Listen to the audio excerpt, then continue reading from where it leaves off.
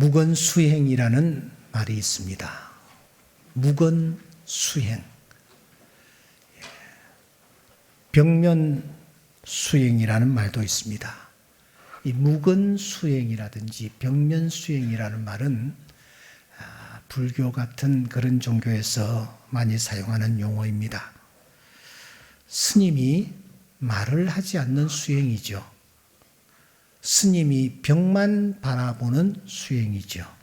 침묵을 지키는 것입니다. 그런데 우리 기독교는 말이죠. 기독교는 이와는 반대입니다. 기독교는 입을 여는 종교입니다. 주님께서 우리에게 말씀하십니다. 내 입을 크게 열라 내가 채우리라. 너희 말이 내 귀에 들리는 대로 내가 너희에게 행하리라.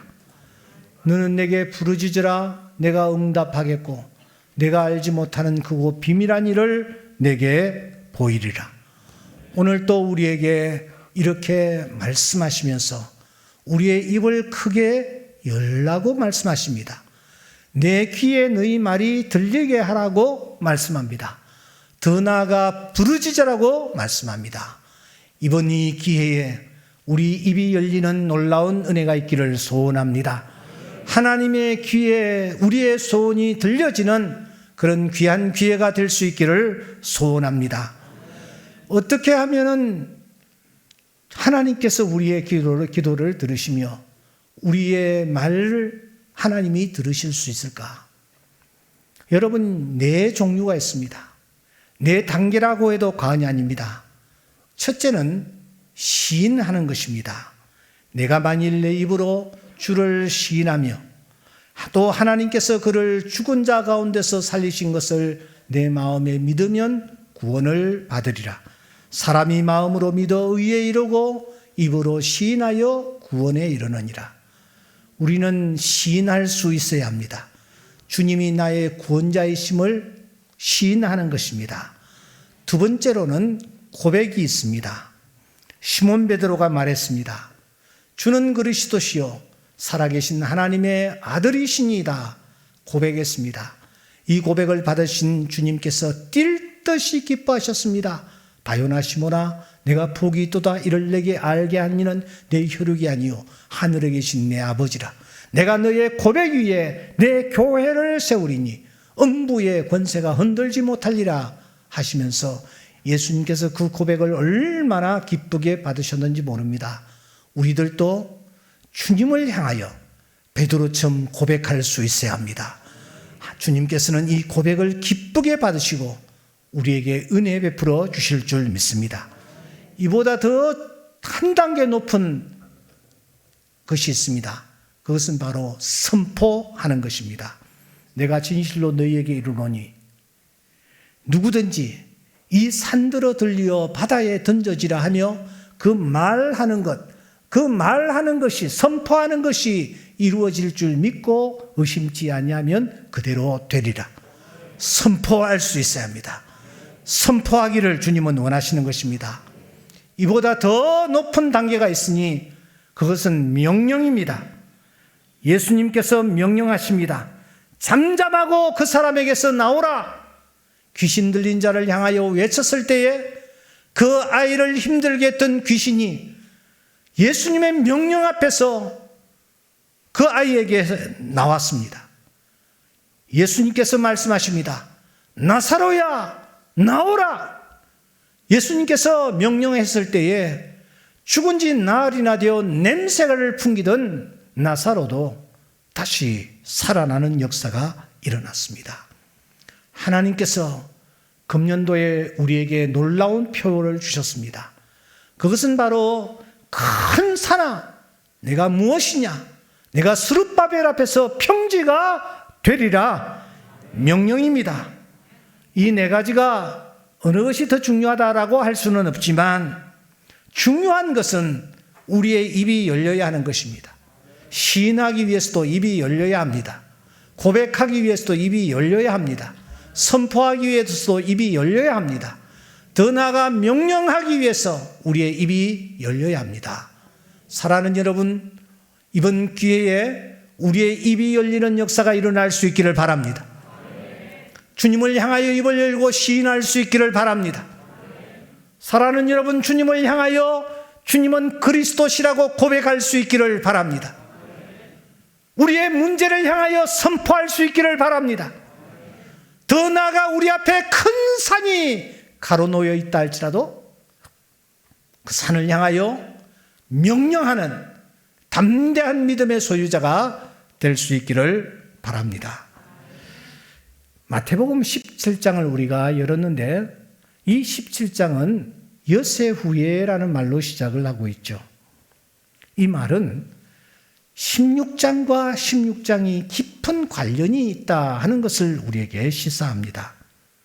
그러므로 우리가 17장을 살피기 전에 우리는 16장이 도대체 어떻게 전개되고 있었는지에 대하여 정리할 필요가 있습니다. 16장을 보니 이 16장에는 베드로의 그 유명한 고백이 담겨 있습니다. 그러므로 고백장이라고 할 수가 있죠. 주님이 너희들은 나를 누구라 하느냐라고 했을 때에 여타 제자들은 다 머뭇머뭇하며 입을 열지를 못했습니다. 그런데 베드로가 담대하게 입을 엽니다. 망설이지 않습니다. 고백을 하는 것입니다. 그로부터 엿새 후라는 것이죠. 그때 예수님은 이 고백을 기쁘게 받으신 후에 이 고백을 한 베드로 그리고 야고보 그리고 요한을 데리고 높은 산으로 올라가셨습니다. 왜 하필이면 세 제자만 데리고 올라가셨을까? 우리가 성경을 살펴보면 예수님께서 12제자를 세우셨지만 그 중에서 특별히 이 세 제자를 늘 곁에 두시고 함께 하신 것을 여러 차례 발견합니다. 마가복음 5장 37절에 보시면 이 세 제자 외에 아무도 따라옴을 허락하지 아니하시고 하는 말씀이 있습니다. 그리고 마가복음 13장 3절에도 보시면 베드로와 야고보와 요한 이 사람들이 등장하는 것을 우리가 발견합니다. 마지막 겟세마네 동산에 들어가실 때에도 예수님께서 베드로와 야고보와 요한을 데리고 들어가신 것을 우리가 확인할 수 있습니다. 12제자 가운데서 3사람, 이것이 편애라고 볼 수 있습니까? 왜 예수님께서 12제자 가운데서 특별히 3제자를 가까이 두시면서 예수님을 통하여 뭔가를 배우도록 하셨을까요? 예수님은 잠시 후면 이제 세상을 떠나셔야 합니다. 누군가가 그 이후에 남아 주님이 하실 사역을 이어가야만 합니다. 교회를 세워야 하고 복음을 전해야 합니다. 주님 대신 사역을 감당해야만 하는 것입니다. 주님은 누구를 세우실까 고민하셨습니다. 그래서 12제자를 택하셨습니다마는 그 중에서도 특별히 3사람을 주목하셨습니다. 그래서 우리 주님은 이들을 집중적으로 훈련시키기 위하여 3사람을 지목하셨습니다. 3사람을 지목하여 특별 과외 수업을 시키는 것입니다. 어떤 과외 수업을 시킵니까? 그렇습니다. 바로 기도였습니다. 기도라는 특별 훈련을 이 3제자에게 시키는 것입니다.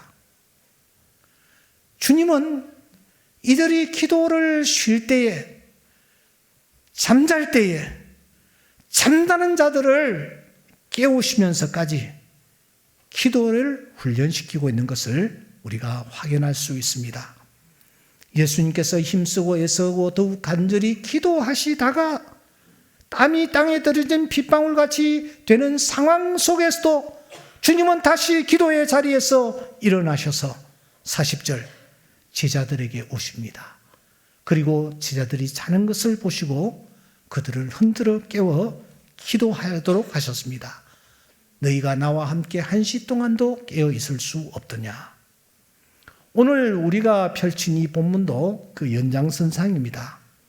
예수님께서 3제자를 데리고 높은 산에 올라가셨죠.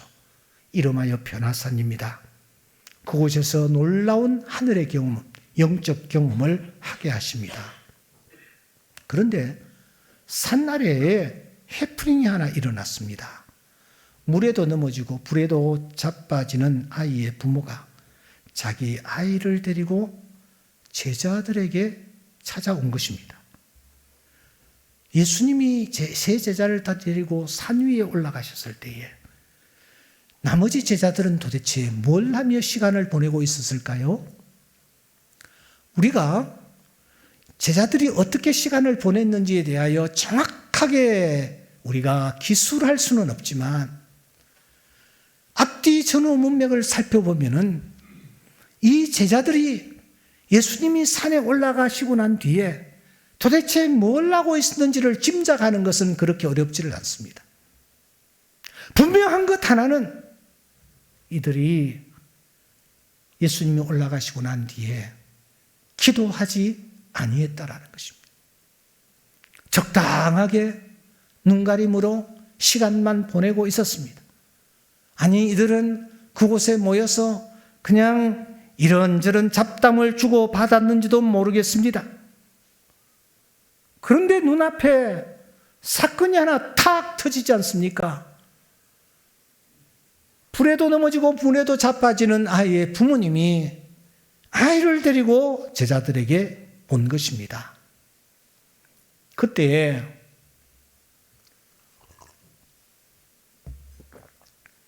이 제자들이 어떻게 했을까요? 어떻게 했을까요? 아이가 왔습니다.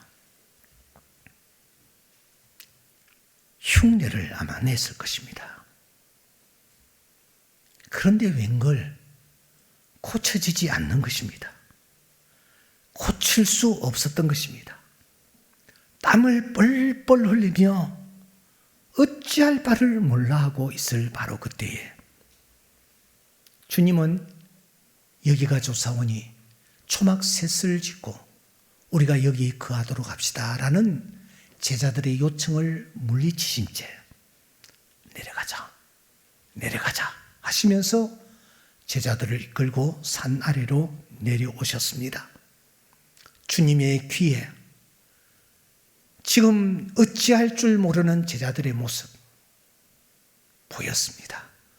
들렸습니다. 그래서 주님은 급히 산 아래로 내려오셨습니다. 그리고 그 아이를 고쳐주셨습니다. 무식해진 제자들이 분위기가 어느 정도 정돈이 되자 예수님께 조용히 나와 묻습니다. 19절 예수님, 우리는 어찌하여 쫓아내지를 못하였습니까? 그때 주님께서 하신 말씀이 오늘 우리에게 주시는 17장 20절입니다. 주님은 단박에 이렇게 말씀하십니다. 너희 믿음이 작은 까닭이다. 믿음이 작은 까닭이다. 진실로 너희에게 말한다. 만일 너희의 믿음이 겨자씨 한 알만큼만 있어도 이 산을 명하여 여기서 저기로 옮겨지라 하면 옮겨질 것이요 또 너희가 못할 것이 없을 것이라고 말씀하셨습니다. 믿음이 적은 까닭이니라. 그런데 동일한 사건을 다루는 마가가 이 부분을 놓고 이렇게 진술하는 것을 우리는 놓치지 말아야 합니다. 마가복음 9장 29절에 보니 주님은 그때 이렇게 말씀하셨다라고 말씀합니다. 기도 외에는 다른 것으로는 이런 종류가 나갈 수 없느니라. 예수님의 제자들이 우리는 왜 고칠 수가 없었습니까? 라고 물었을 때에 주님이 그때 하신 말씀이 기도 외에는 다른 것으로는 이런 종류가 나갈 수 없느니라 이렇게 하셨다라는 것입니다. 마가가 성경을 더 빨리 기록했다고 일반적으로 우리는 알고 있습니다. 그렇다면 마태가 기록한 성경과 마가가 기록한 성경이 다른데 예수님이 믿음이 적은 영혼이라 라고 말씀하셨다고 마태는 기록하고, 마가는 기도 외에는 이런 유가 날 수 없느니라 라고 말씀하셨다고 하는데, 동일한 사건을 다루고 있는 이 성경이 하나는 어찌하든지 틀린 것이 아닌가, 이렇게 보려고들 노력합니다. 여러분, 마가가 기록한 것이 맞나요? 마태가 기록한 것이 맞나요? 마가가 들은 예수님의 말씀이 맞나요?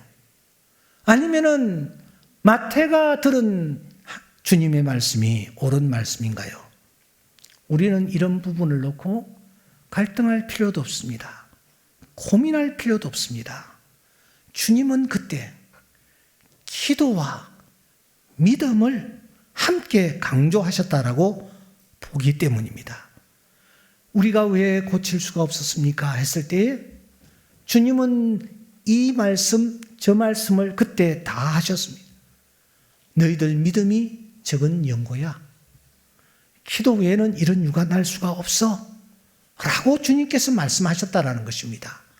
그런데 마태는 믿음에다가 초점을 맞추고 있었고, 마가는 기도에다가 초점을 맞추고 있었기 때문에 이들의 기록이 틀린 것처럼, 상이한 것처럼 보일 뿐입니다.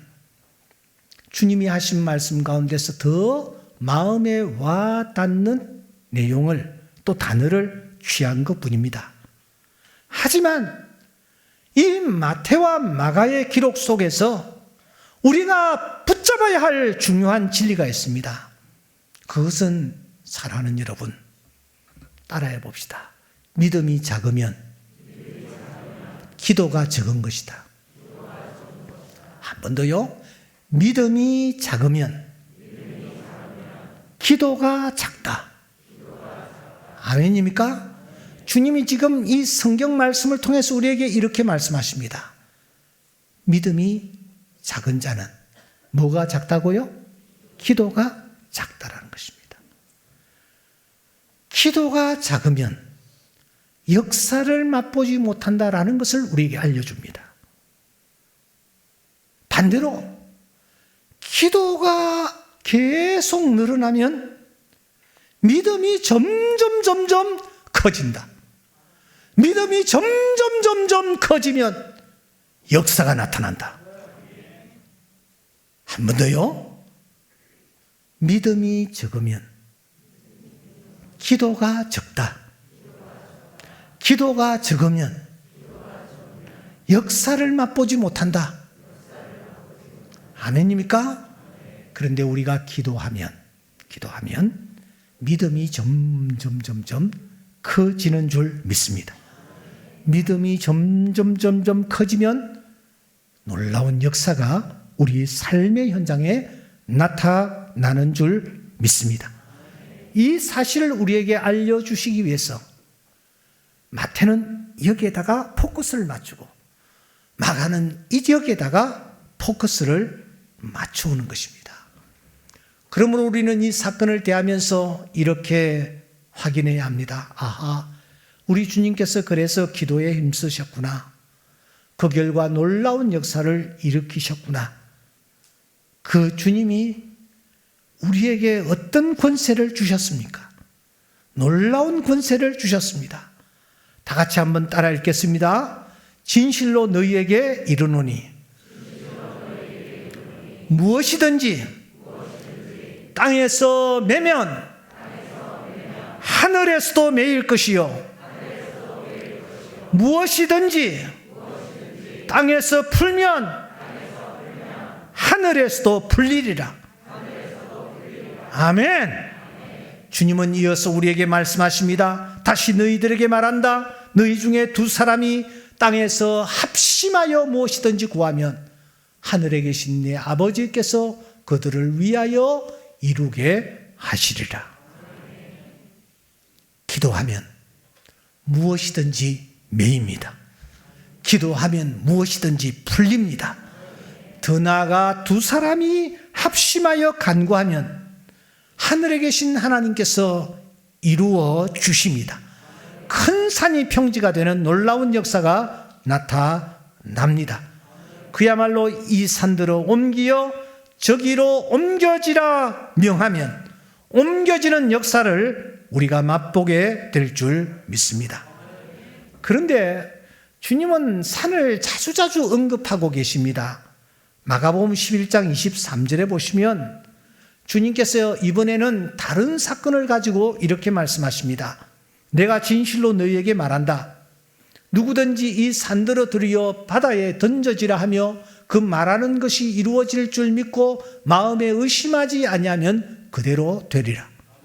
이 말씀은 예수님께서 산에서 내려오셔서 아이를 고쳐주신 후에 하신 사건이 아닙니다. 무화과 나무가 바짝 마르는 현장 앞에서 예수님께서 마신 말씀입니다. 주님은 누구든지 이 큰 산이 들려 바다에 던져지라 하며 그 말하는 것이 이루어질 줄 믿고 의심치 아니하면 그대로 되리라고 자신 있게 말씀합니다. 주님을 시인하고 고백하고 더 나아가 선포하고 명령할 때에 그 말씀 속에 역사하시는 주님께서 우리 앞에 가로놓여 있는 큰 산이 바다에 던져지는 그런 역사가 나타날 수 있게 된다라는 것입니다. 사랑하는 여러분, 금년도 우리의 표가 너무 뜨겁습니다. 우리로 하여금 무언가를 기대하게 합니다. 우리를 흥분시킵니다. 큰 산아, 내가 무엇이냐? 평지가 되리라. 할렐루야. 큰 산아, 내가 무엇이냐? 평지가 되리라. 우리 한번 같이 외쳐봅시다. 시작. 큰 산아, 내가 무엇이냐? 평지가 되리라. 아멘. 아멘. 그 주님께서 이 산 여기서 저기로 옮겨지리라고 말씀을 하고 있습니다. 시편 기자는 내가 산을 향하여 눈을 들리라. 나의 도움이 어디서 올까? 이렇게 산을 계속해서 언급하고 있습니다. 산이 무엇이었습니까? 우리 앞에 가로놓여 있는 큰 문제 덩어리입니다. 어떤 문제 덩어리일지라도 이번에 우리가 기도하는 가운데 이 문제들이 해결되어지는 그런 놀라운 역사가 우리 삶의 현장에 일어나게 될 줄 믿습니다. 하나님께서 이번에 참 특별한 기회를 우리에게 주신 것 같아요. 전에는 4인 4색이었는데 올해는 뭐요? 5인 5색입니다. 하나님이 어떤 뜻을 가지고 지금 작업을 하고 계시는 것 같아요. 여러분들이 혹시 보도를 통해서 접하셨는지 모르겠지만 미국 켄터키주의 에즈베리 대학교에서 지금 일어나고 있는 놀라운 사실 혹시 듣고 계시나요? 제가 켄터키주 에즈베리 대학교가 어디쯤 있는지를 좀 보여드리겠습니다. 저렇게 하니까 잘 모르겠는데 전체 미국 전체를 좀 보여줘야 되는데 어디쯤인지 아시겠어요? 이야, 지리 공부 참 많이 하셨네. 오케이, 이제 됐어요. 저 아래 저 아래 쿠바가 있고, 저기가 켄터키주입니다. 그리고 에즈베리 대학교가 위치하고 있는 것입니다. 바로 저곳에서 지금 경이롭고 놀랍고 우리 크리스찬들이 주목해야 할 사건이 일어나고 있습니다. 지난 2월 8일 수요일이었습니다. 매주 이 에즈베리 대학교에는 수요일이면은 대학에서 채플 시간을 가집니다. 그날 설교자는 하나님의 사랑을 배우기까지 여기를 떠나지 말고 남아있으라 하는 메시지를 전했습니다. 사진 보는 저 현장입니다. 그 말씀에 따라 예배 후에 한 20-30명의 학생들이 또 교수들이 거기 앉아서 예배를 하고 거기를 떠나지 않고 기도를 이어갔나 봅니다. 그런데 놀랍게도 그 현장에서 하나님의 놀라운 영적 임재의 역사가 나타난 것입니다. 이 사실을 알게 된 학생들과 교수들, 기숙사로 들어갔고 수업을 인도하기 위해서 현장으로 돌아간 이 학생들이, 교수들이 이 소식을 듣고서는 다시 책풀실에 모이기 시작을 했습니다. 숫자가 계속 한 사람 또 한 사람 늘어났습니다. 그때부터 이 에즈베리 대학교 책풀실에서는 24시간 동안 예배와 기도가 멈추지를 않고 진행되고 있습니다. 오늘이 3월 3일인데 오늘까지 밤낮으로 진행되면서 학교는 휴교에 들어갔습니다. 여러분들이 집에 돌아가셔서 유튜브로 에즈베리 부흥이라는 문자를 치시면 지금 라이브로 진행되고 있는 현장을 목도하게 될 것입니다. 2월 8일부터 오늘 3월 3일이지 않습니까? 한 달 가까이 24시간 밤낮으로 이 놀라운 일이 일어나고 있습니다. 이 사실이 퍼져나가자 지역 목회자들과 성도들, 미국 각지에서 수많은 사람들이 모여들기 시작을 했습니다. 심지어 해외에서도 이 현장을 보기 위해서 찾아오고 있습니다. 예배당은 너무 좁아 들어가지 못합니다. 바깥에서 기웃거리는 성도들도 성령의 임재를 느끼고 있습니다. 채플실 밖에서 하나님 앞에 회개하며 예배를 지금도 드리고 있습니다. 이 기도 운동은 에즈베리 대학교만 이어지는 것이 아니라 점점 퍼져나가고 있습니다. 오하이오의 세다벨 대학교, 켄터키의 컴벌랜저 대학교, 엘라베마의 샌포드 대학교, 테네시의 리 대학교, 텍사스의 베일러 대학교, 이런 대학교들도 에즈베리 대학과 같이 예배와 기도가 끊어지지 않고 있습니다. 오하이오 주립대학과 미시간 주립대학과 같은 중요한 대학들, 그 대학들의 캠퍼스로 확대되고 있습니다. 에즈베리 대학의 이 부흥운동은 한 대학을 뛰어넘었습니다. 미국 교회는 물론 전 세계 교회에서 주목할 정도가 되었습니다. 미국의 주요 언론들도 이 운동에 크게 관심을 가지며 기사화하고 있습니다. 물론 어떤 이들은 이 운동이 기획된 것이라고 폄훼하기도 합니다.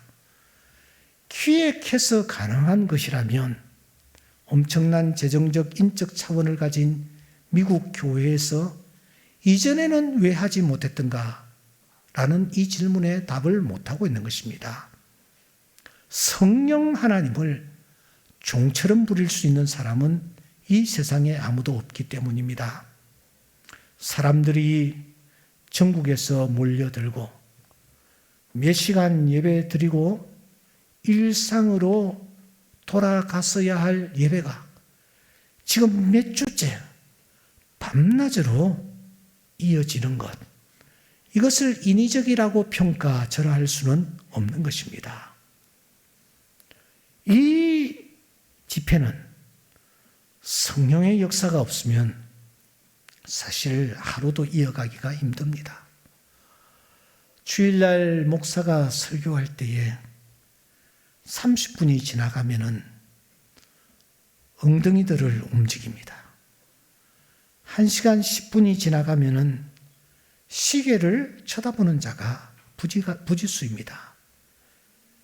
그런데 그 많은 사람들이 밤과 낮을 가리지 않고 모여서 저렇게 뜨겁게 하나님 앞에 기도하며 하나님을 찬양하고 예배하는 것입니다. 저는 저 현상을 그냥 지나가는 한때의 어떤 무브먼트라고 보고 싶지 않습니다. 분명히 하나님이 어떤 뜻을 가지고 역사하고 계시다. 저는 그렇게 확신합니다. 그러면서 기도합니다. 하나님이여, 우리 교회도 사용하여 주시옵소서. 하나님, 나를 사용하여 주시옵소서. 가물어 메마른 땅에 단비를 내리듯이 성령께서 임하여 주시옵소서. 이상하게 우리의 심령이 한번 뜨거워지게 하여 주시옵소서. 에즈벨이 대학교에서 일어난 이 부흥의 운동이 퍼져나가고 또 퍼져나갈 수 있게 하여 주시옵소서. 한국을 다시 한번 새롭게 하는 이 부흥의 운동이 우리 오인노새 특별 새벽 기도회를 특별 기도회를 통하여 이곳에서 일어날 수 있게 하시고 이 자리에 참석한 우리 한 사람 한 사람이 썩어지는 미랄이 되게 하여 주시옵소서.